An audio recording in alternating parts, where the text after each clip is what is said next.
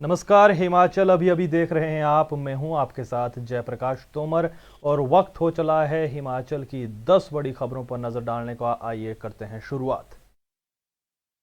हिमाचल के जिला कांगड़ा में एक बार फिर कोरोना ने कहर बरपाया है। कांगड़ा जिला में एक साथ 108 नए मामले दर्ज किए गए हैं। इसमें 107 मामले ग्यातो मोनेस्ट्री सिद्धपुर से है, वहीं एक मामला नगरोटा बंगवा से है।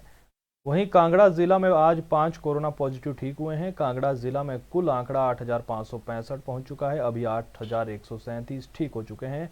जिले में 219 एक्टिव मरीज है। 207 की अब तक जान जा चुकी है। बता दें कि कुछ दिन से कांगड़ा में कोरोना के मामलों का आना लगातार बढ़ रहा है। जिले में एक्टिव केस 200 से ज़्यादा हो चुके हैं। हिमाचल का कांगड़ा जिला ही ऐसा जिला है जहां पर एक्टिव केसों की संख्या सबसे अधिक है। बाकी 10 जिलों में 55 से कम एक्टिव मामले हैं।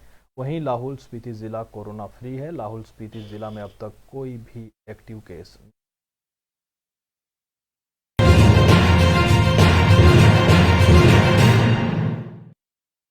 हिमाचल दौरे पर आए केंद्रीय रेल मंत्री पीयूष गोयल ने प्रदेश को सौगात दी है। आज शिमला में रेल मंत्री ने कहा कि कालका शिमला ट्रैक पर दौड़ने वाली ट्रेनों के सभी डिब्बे बदले जाएंगे।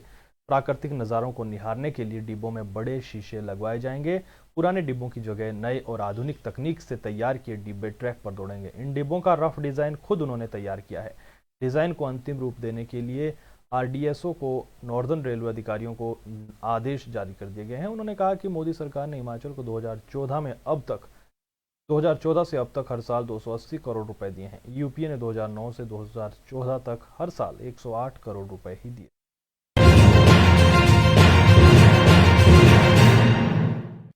विधानसभा प्रकरण को लेकर सीएम जयराम ठाकुर ने विपक्ष पर निशाना साधा है। सीएम जयराम ठाकुर ने कहा कि विपक्ष को आरोप लगाने की कोशिश नहीं करनी चाहिए। सभी लोग देख चुके हैं कौन क्या कर रहा था। उन्होंने कहा कि जो हो गया उसे स्वीकार करना चाहिए। विपक्ष गलती मानने को तैयार नहीं। ऐसी सूरत में विपक्ष के लिए ही ये मुश्किल होगा। उन्होंने कहा कि सीएम मंत्रियों और विधायकों के साथ हुआ होता तो कोई बात नहीं थी, पर राज्यपाल का रास्ता रोका गया, उनकी गाड़ी को मुक्के मारे गए। ऐसा करने की किसी को इजाजत नहीं है। उन्होंने कहा कि मामले को राजनीतिक रूप देने में विपक्ष को नुकसान होगा। गतिरोध खत्म करने को लेकर उन्होंने कहा कि हमारा दिल बहुत बड़ा है, लेकिन विपक्ष ने काम ही ऐसा किया है जो सहज नहीं है। कानून के दायरे से देखा जाए तो इसे सरल नहीं कहा जा सकता। मामला हिमाचल विधानसभा परिसर में हुआ है। ये क्षेत्र विधानसभा अध्यक्ष के अधिकार क्षेत्र में आता है। नेता प्रतिपक्ष मुकेश अग्निहोत्री सहित अन्य 5 विधायकों की गिरफ्तारी को लेकर पूछे गए सवाल के जवाब में सीएम ने कहा कि इसके बारे में उन्हें मालूम नहीं है।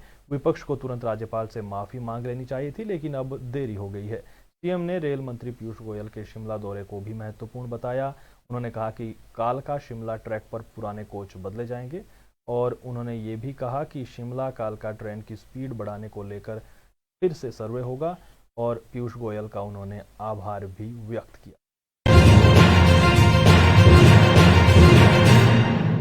हिमाचल विधानसभा के बाहर अपने साथियों के साथ धरने पर बैठे नेता प्रतिपक्ष मुकेश अग्निहोत्री ने इस पूरे घटनाक्रम के लिए सीएम जयराम ठाकुर को जिम्मेवार ठहराया है। मुकेश अग्निहोत्री ने सारे प्रकरण को सीएम जयराम ठाकुर की सोची समझी साजिश बताते हुए इनका मास्टरमाइंड प्लान बताया। उन्होंने आरोप लगाया कि सीएम जयराम ठाकुर ने एक एक कांग्रेस विधायक को पुलिस को बता कर धक्के मरवाए और जोर जबरदस्ती के लिए उकसाया। मुकेश अग्निहोत्री ने कहा कि राज्यपाल का विरोध करना उनका अधिकार है और इसके बीच में जिस जिस तरह के से सत्ता पक्ष के लोगों ने घुसपैठ की, उससे माहौल खराब हुआ और टकराव भी सत्ता पक्ष के लोगों ने किया। जिस तरह से सत्ता पक्ष के लोग गुंडागर्दी कर रहे थे वो सबने देखा। केंद्रीय वित्त राज्य मंत्री अनुराग सिंह ठाकुर ने आज जिला हमीरपुर में कई कार्यक्रमों में शामिल हुए। इस दौरान मीडिया से बातचीत में केंद्रीय वित्त राज्य मंत्री अनुराग ठाकुर ने कहा कि 4 लेन और नेशनल हाईवे की अधिकतर डीपीआर राज्य सरकार ने बनाई है। पठानकोट मंडी 4 लेन का कुछ हिस्सा 2 लेन बनेगा। इसमें चौड़ाई ज़्यादा रहेगी। मटोर शिमला 4 लेन के तहत हमीरपुर से बिलासपुर तक 2 लेन पर 300 करोड़ रुपए खर्च कर काम पूरा हो गया है।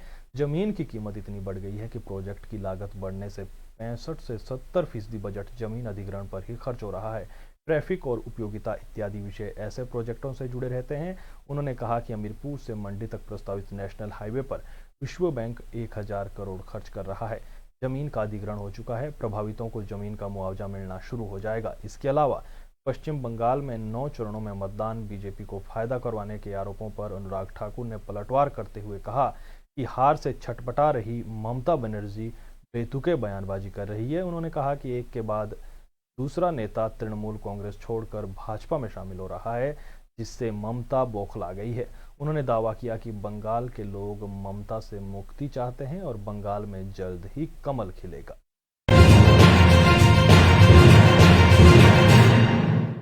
आज हिमाचल प्रदेश विधानसभा बजट सत्र का दूसरा दिन था। विधानसभा की कार्यवाही 2 बजे से शुरू हो गई थी। मुख्यमंत्री जयराम ठाकुर ने सदन में पूर्व विधायक मेलाराम के निधन पर शोक उद्गार व्यक्त किया। सीएम जयराम ठाकुर ने पूर्व विधायक और विधानसभा स्पीकर स्वर्गीय पंडित तुलसीराम शर्मा की स्मृतियां साझा की।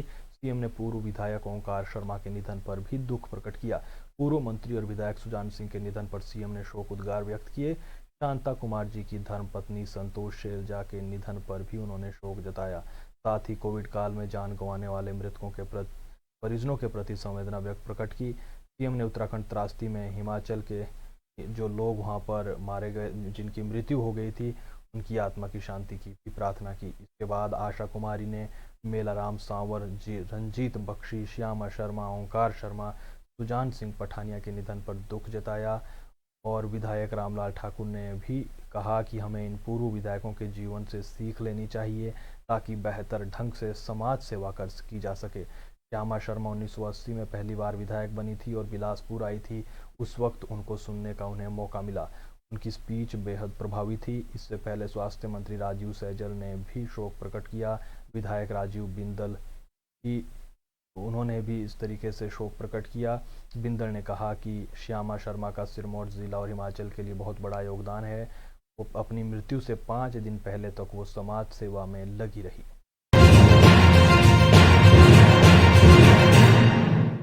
वहीं दूसरे दिन की कार्यवाही के दौरान सीएम जयराम ठाकुर ने सदन में भटियात के विधायक विक्रम सिंह जरयाल के लिखित प्रश्न का जवाब देते हुए कहा कि हिमाचल पीडब्ल्यूडी में 31 जनवरी 2021 तक करुणामूलक आधार पर रोजगार के लिए कुल 1006 आवेदन प्राप्त हुए हैं।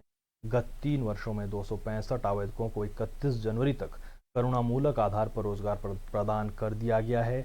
वहीं शेष 741 आवेदन अभी लंबित है।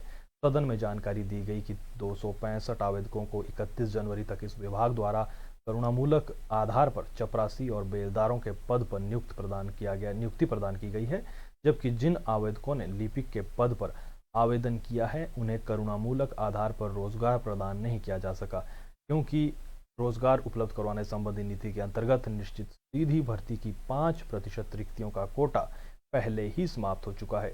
लंबित आवेदनों पर नीति के अनुसार जैसे भविष्य में रिक्तियां उपलब्ध होगी, विचार किया जाएगा। इसके अतिरिक्त 236 आवेदकों के नाम लिपिक पद और 70 आवेदन चपरासी के पद पर छंटनी कमेटी द्वारा नियुक्त के लिए संस्तुति की है, जो कि विभाग में इस पद में रिक्त पद ना होने के कारण लंबित है। इसी प्रकार विभाग में चपरासी के मद में भी 5% के अंतर्गत निश्चित कोटा पूर्ण हो चुका है, जिस कारण 72 योग्य आवेदकों में से केवल 8 आवेदकों को लोक निर्माण में तथा 9 आवेदकों को अन्य विभाग में करुणामूलक आधार पर नियुक्ति वरिष्ठता के आधार पर दी गई है।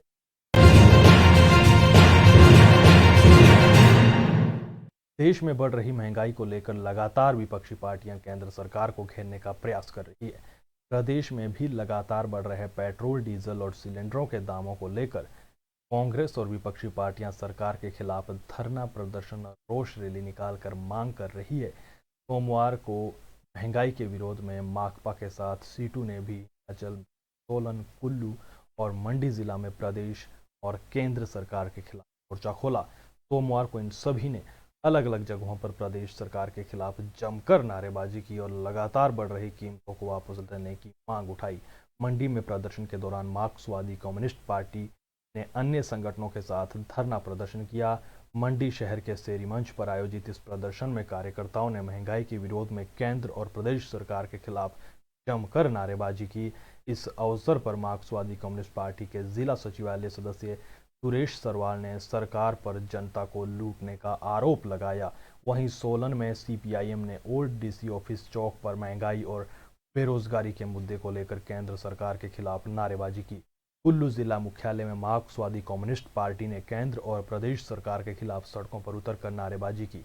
मार्क्सवादी कम्युनिस्ट पार्टी के जिला महासचिव गौतम सिंह सोखला की अध्यक्षता में सैकड़ों महिला पुरुषों ने इस रैली में भाग लिया और डीसी कार्यालय के बाहर घंटों धरना प्रदर्शन कर पेट्रोल, डीजल, रसोई गैस की बढ़ती कीमतों के खिलाफ जमकर नारेबाजी की।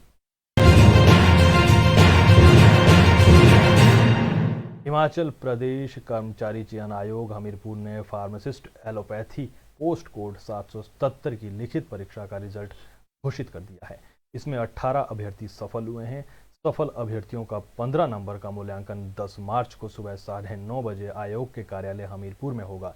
ये 19 पद हिमाचल स्वास्थ्य सेवाओं में भरे जाने हैं। यह पद अनुबंध आधार पर भरे जाएंगे। इन पदों को भरने के लिए 12 दिसंबर को लिखित परीक्षा आयोजित की गई थी। इसमें 138 अभ्यर्थी परीक्षा में बैठे थे। 138 में से 18 को आगामी प्रक्रिया के लिए चुना गया है। रिजल्ट निकाले जाने की पुष्टि आयोग के सचिव डॉक्टर जितेंद्र कंवर ने की है।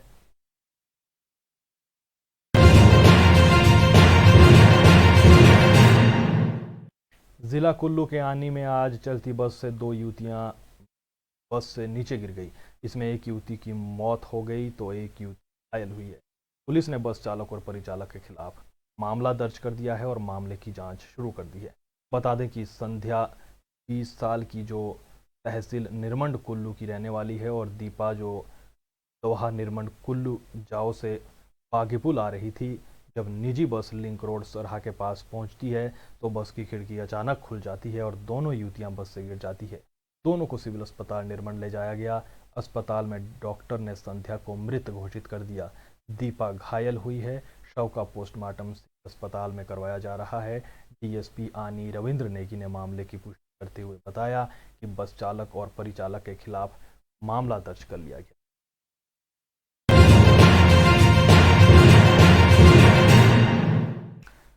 तो फिलहाल के लिए इतना ही। हिमाचल सहित देश दुनिया की तमाम बड़ी खबरों के लिए आप बने रहें हिमाचल अभी। नमस्कार।